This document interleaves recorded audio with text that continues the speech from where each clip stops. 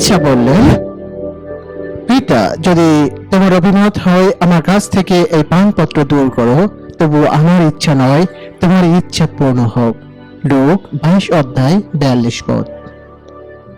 মাত্র 1 ঘন্টা পূর্বে তাও সুলভে মৃত্যুর ঈসা গিয়েছিলেন গেতসেমানি বাগানে। পরে তিনি বের হয়ে আপন রীতি অনুসারে জৈতুন পর্বতে গেলেন এবং সাহাবীরাও তার পিছনে পিছনে চললেন। তিনি তাদেরকে বললেন, তোমরা মোনাজাত করো যেন পরীক্ষায় না পড়ো। পরে তিনি তাদের থেকে কম বেশ 1 ঢেলার পথ ধরে গেলেন এবং জানাপতে মোনাজাত করতে লাগলেন।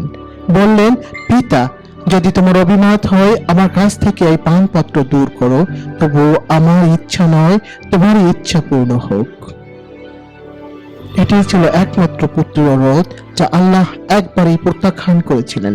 কারণ ছিল তার অপার প্রেম যা আমাদের জন্য আল্লাহ তার পুত্রকে পাঠালেন।